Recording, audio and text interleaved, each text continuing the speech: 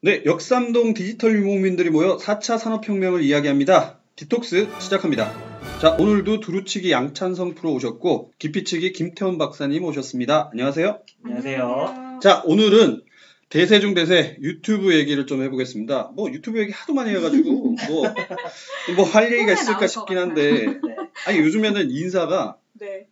요즘에도 유튜브 안 하냐? 맞아. 약간 그런 인사를 해요. 개인 SNS 계정이 된 것 같아요. 저는 그 판도라 TV 세대라 판도라 TV. 너무 옛날 세대라 저는 판도라 TV에서 1인 방송을 했었어요. 이게 유튜브가 대세라고 하니까 이제 안 하는 사람도 없다. 근데 그 사람들 중에는 분명히 공무원들도 있을 텐데 공무원 유튜버들 현재 그 행정안전부나 이런 데서 아니면 각 부에서 현재 가이드라인을 만든 것도 있고 만드는 중인 것도 있는데 일단 우리가 공무원 유튜브라고 하면은 일단 먼저 생각할 수 있는 게 겸직 금지겠죠. 그쵸. 공무원은 이제 국민 세금 받아서 네. 일하는 사람으로서 겸직 금지가 되어 있고. 야 역시 그 참고로 양프로는 공무원 출신입니다. 네. 네, 전직 공무원. 저희 때는 이제 그런 공무원이 내려면 유튜버 그때는 대세가 아니었기 때문에 이제 그런 얘기는 없었고 선거 기간에 개인 페이스북 어떻게 해야 되는지 거기에 대해서는 이제 가이드라인이 왔었거든요. 네네. 공무원이 겸직하면 안 되고 네. 그다음에 정치적인 행위가 편향되는 금지되어 있기 때문에 그렇게 그렇게 내려왔었는데 그때보다 이제 개인 SNS 가이드라인보다 유튜브가 좀 더 파장이 클 것 같아요. 왜냐하면 선거는 이제 뭐 몇 년에 한 번씩 있는 거고 그렇죠. 막말로 누구만 지지만 안 하면 사실 뭐 거의 대부분 특별히 할 게 없거든요. 네. 근데 유튜브는 이제 하는 순간에 이게 겸직금지에 정확하게 들어가는지 겸직금지라고 했는데 공무원이 무조건 안 되는 건 아니고요.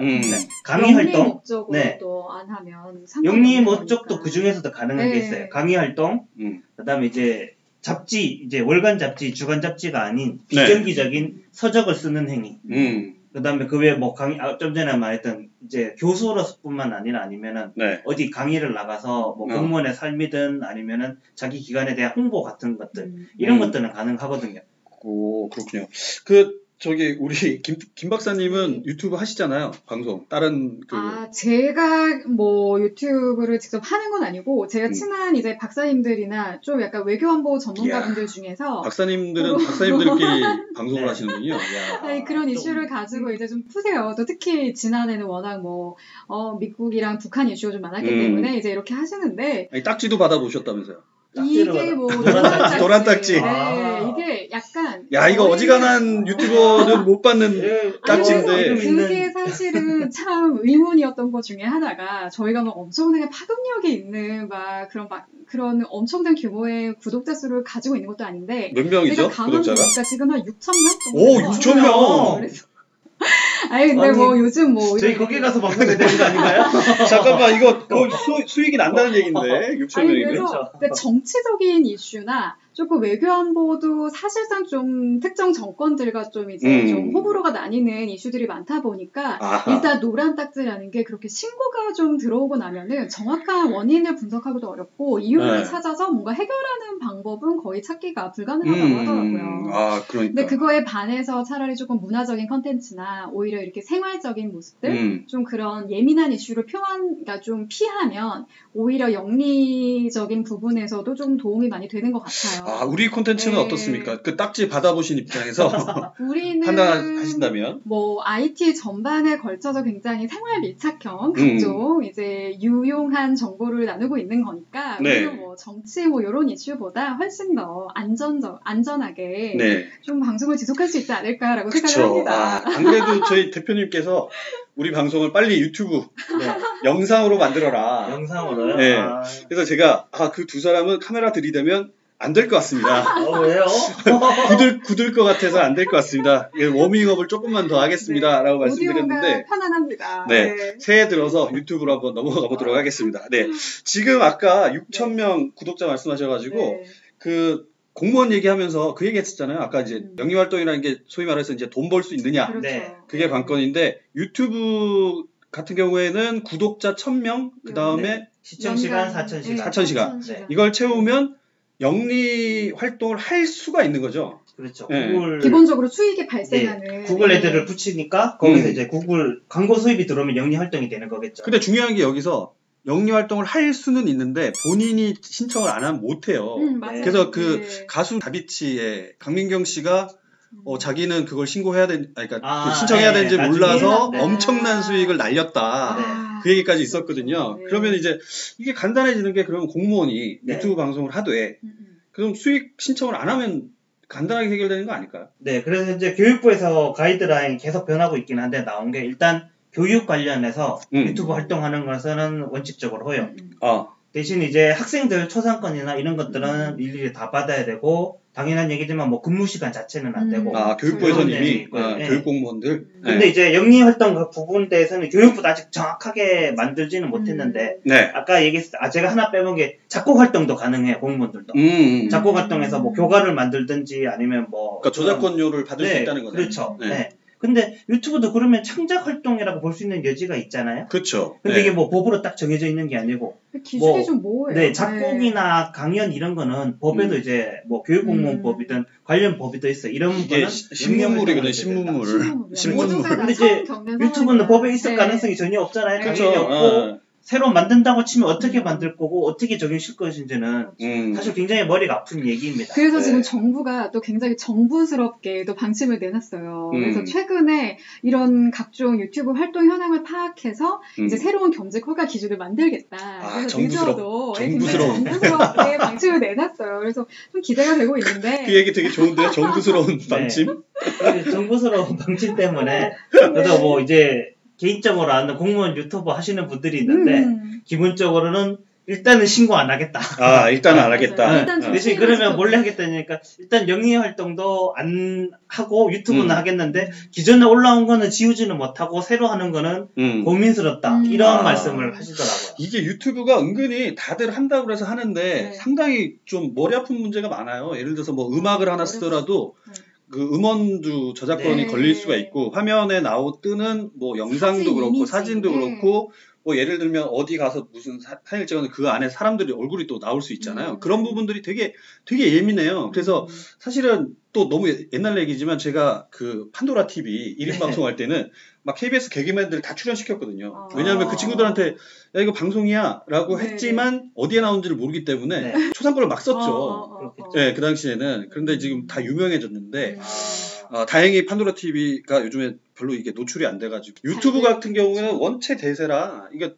검토를 해봐야 될 게 적지 않더라고요. 거기다가 또 겸직 허가 핵심 기준이 좀 수익성이다라고 말은 하고 있는데 이것도 좀 애매모호하고 좀 일관성이 없는 부분이 크고 그래서 과연 이걸 정부에서 제대로 된 가이드라인을 만들 수 있을지도 좀 의문인데 뭐 100번 양보해서 가이드라인을 정부에서 지침처럼 마련한다고 하더라도 사실상 이거는 아무리 공무원이라고 해도 자칫 좀 과도하게 표현의 자유를 침해할 수도 있고 그렇죠.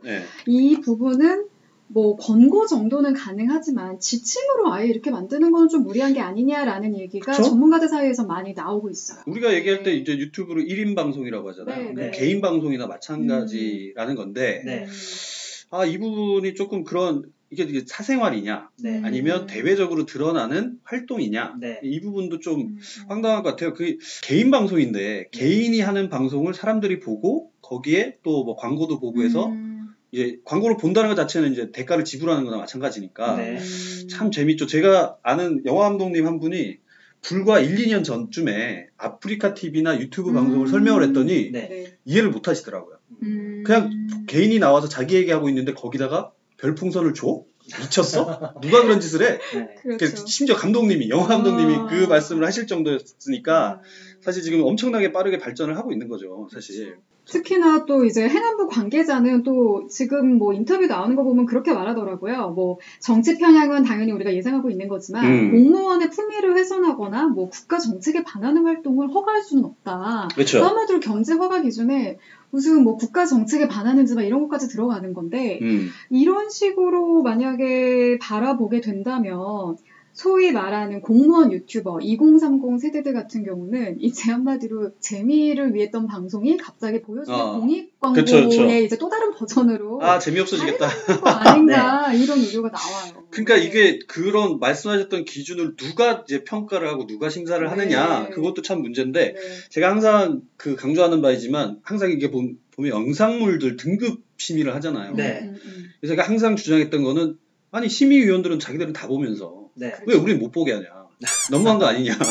그런 주장을 했었는데, 아니, 심의위원들도 네. 같은 사람들이고, 네. 같은 성인들인데, 자기들은 보면서 왜 우리는 못 보게 하냐. 약간 이런 느낌인데. 네. 같은 성인들이라는 단어에서 뭔가 약간 사심이 보이는 것 같긴 한데. 네. 사심이죠. 네, 인정합니다.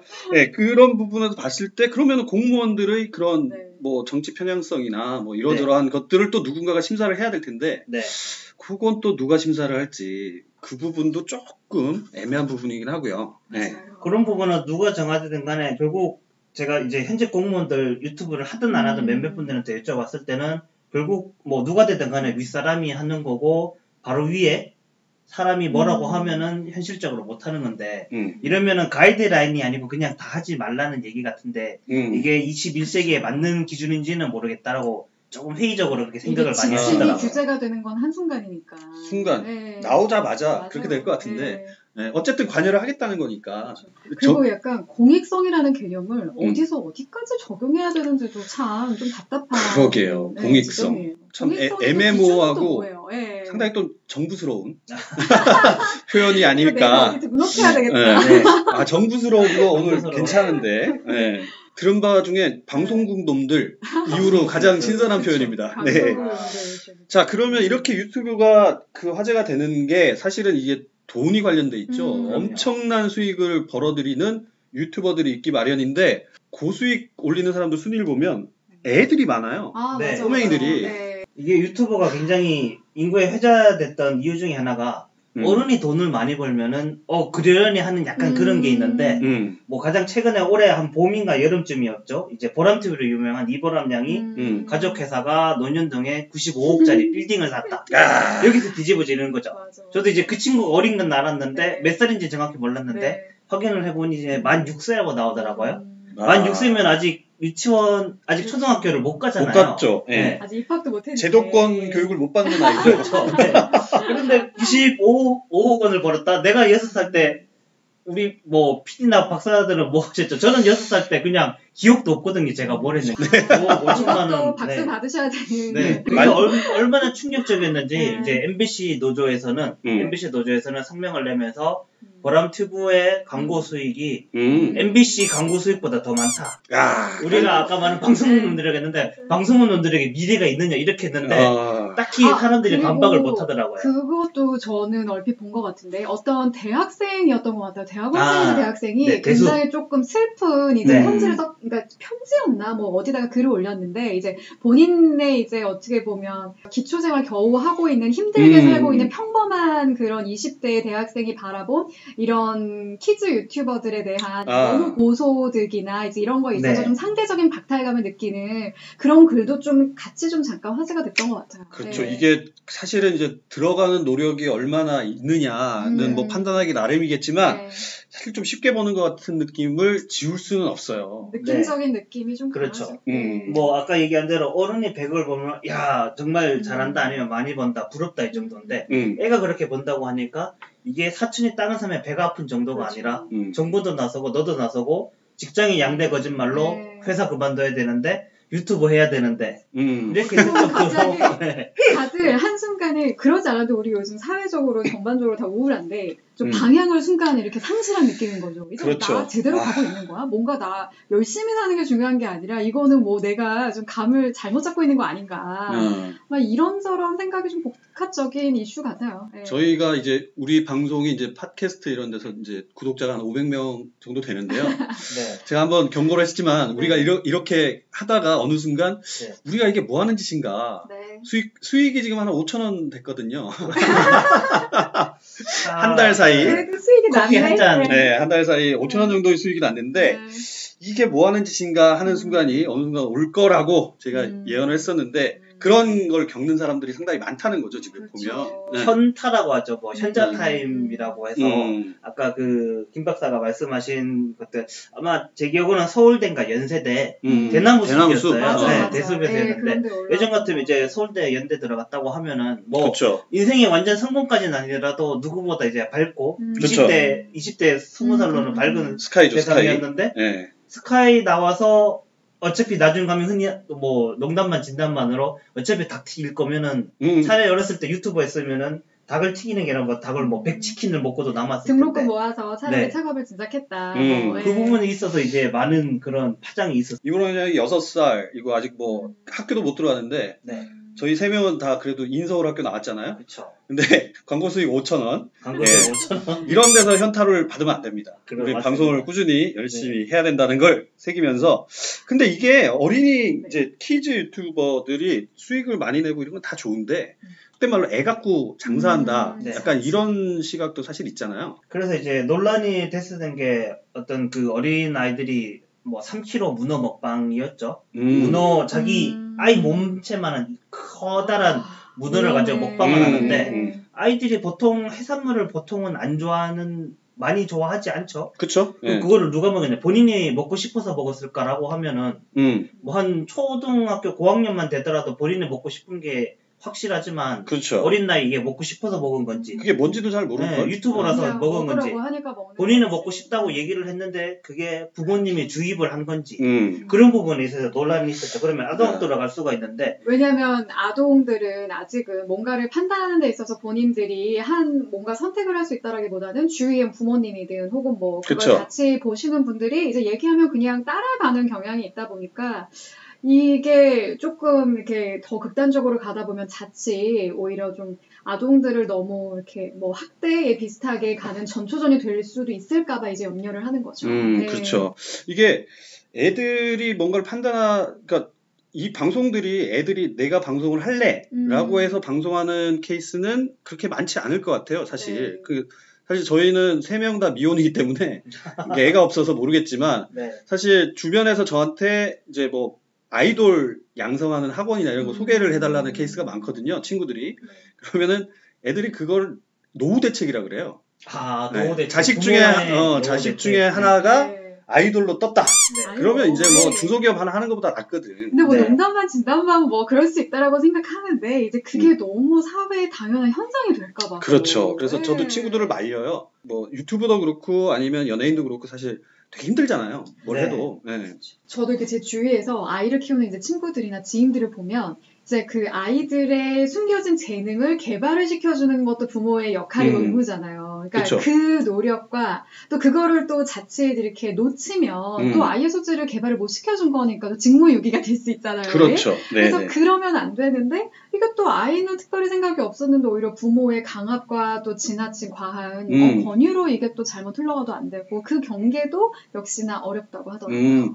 두 분 어렸을 때 학원 뭐 많이 다니셨어요? 저는 많이 다녔어요. 내가 생각할 때 많이 다녔고 되게 다양한 종류의 시도를 해본 것 같긴 해요. 본인이 생각했을 때 가장 그 범주를 벗어난 시도는 뭐였어요? 범주를 벗어난 시도는 아닌데 제가 생각할 때 제가 뭐가 과학 쪽에 특별히 좀 이렇게 취미가 없었는데 과학 실험 같은 거 이렇게 전문적으로 하고 이러는 것도 했었어요. 좀. 그런 학원도 있어요? 그런 학원 있어요. 네.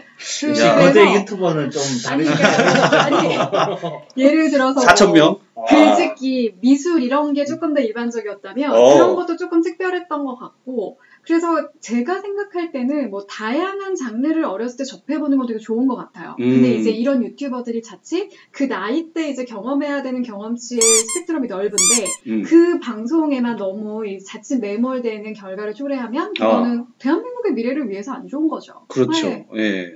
지역 유지로 잘하신 우리 양도께서는 제가 지역 유지라고 생각했는데 옆에 계신 분 앞에서는 서울 유지 그렇죠. 쉽게 할 얘기는 아닌 것 같은데 제가 뭐 그냥 보통 학원 다니는 뭐 영어 학원, 수학 학원 뭐 이런 데만 다녔었고 범주 많이 벗어나봤자 컴퓨터 학원인데 지금은 컴퓨터 학원을 다니지 않죠. 저희 때는 컴퓨터를 배워야 되는 세대라서 그렇죠. 어렸을 때 컴퓨터를 배우기 위해서 컴퓨터 학원을 다녔는데 나 학원에서 녹색 화면 보고 공부했는데 이거 알아들으면 안 되는데 오큘리스 화면이죠. 그런 학원을 다녔는데 지금은 유튜브도 이제 완전히 학원 형태까지는 모르겠는데 가르치는 데도 있고 코딩 학원은 있죠 지금. 네, 강남에 코딩 학원 있고 뭐 AI 학원도 뭐 생긴다는 말도 있고 코딩 학원에서 같이 한다는 말도 있고 해서 유튜버도 이제 어렸을 때부터 아예 가르치고 아까 그 오디션이나 기획사 얘기를 하셨는데 유튜버도 이제 MCN이라고 하죠.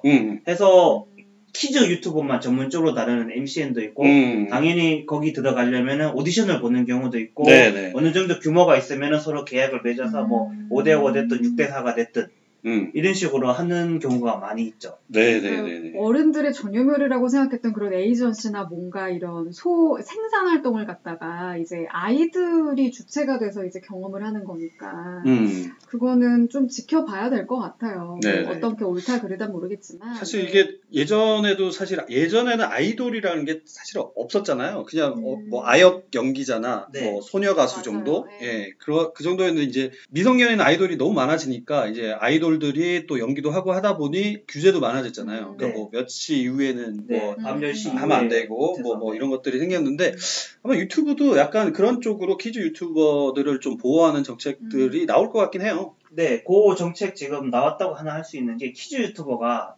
이제 공교롭 게도 이제 보람튜버가 이제 100억짜리 빌딩을 산 이유인데 이제 유튜브에서 키즈 콘텐츠에 한해서 광고를 예전처럼 뭐 100%가 아니라 어느 정도 제한하고 그다음에 아동학대 소지나 이런 것들이 있으면은 아예 광고 수익을 막아버리겠다.